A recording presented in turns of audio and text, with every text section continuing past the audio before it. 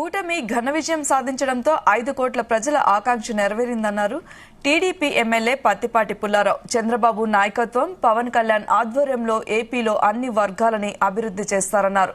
TDP MLA Nimmakayala Chinarajappa విద్య, వైద్యం అన్ని రంగాల్లో సమపాలన చేస్తారన్నారు.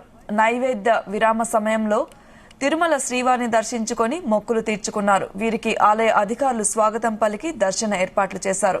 అనంతరం రంగనాయక మండపంలో వేద అర్చకులు వేద ఆశీర్వచనం చేసి పట్టు వస్త్రంతో సత్కరించి స్వామివారి తీర్థ ప్రసాదాలు అందజేశారు.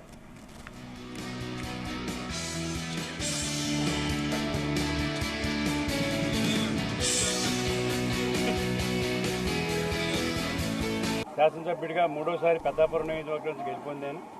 స్వామివారి దర్శనం చేసుకోవాలని చెప్పి ఈరోజు రావడం జరిగింది. మరి స్వామివారి గురించి మనందరికీ తెలుసు, ఆయన మహానుభావుడు, చంద్రబాబు నాయుడుకి ఇష్టుడు. ఈ ప్రభుత్వం తెలుగుదేశం ప్రభుత్వం వచ్చింది. చంద్రబాబు నాయుడు గారి ఆధ్వర్యంలో ఈ గూడంతా కూడా డెవలప్మెంట్ అవుతుంది, అభివృద్ధి చెందుతుంది, సంక్షేమం చేస్తాయి, అన్ని వర్గాల ప్రజల్ని కూడా మరి ఆదుకునే పరిస్థితి ఈరోజు చంద్రబాబు నాయుడు గారి ఆలోచన. అదే ఆలోచనతో ఈ గుడి పూర్తిగా డెవలప్ అవుతుందని చెప్పి మేము అందరం కూడా ఆశిస్తున్నాం. అలాగే భక్తులు కూడా దర్శనాలు కూడా ఎక్కువ మంది దర్శనాలు చేసుకునే విధంగా ప్రభుత్వం కూడా చర్యలు తీసుకుంటుంది. కొత్త ప్రభుత్వం చంద్రబాబు గారి నాయకత్వంలో కూటమి ప్రభుత్వం ఏర్పడటం జరిగింది. 5 కోట్ల మంది ప్రజల యొక్క ఆకాంక్ష అభివృద్ధి, సంక్షేమం జరగాలని, అమరావతి, పోలవరం పూర్తి కావాలని, ప్రజలకు నచ్చినటువంటి ప్రజాపాలన అందించాలని ఏదైతే ప్రజలు కోరుకుంటున్నారో అటువంటి పాలన 12వ తారీఖు ప్రమాణ స్వీకారం జరిగినప్పటి నుంచి మార్పు చూస్తూ ఉన్నారు.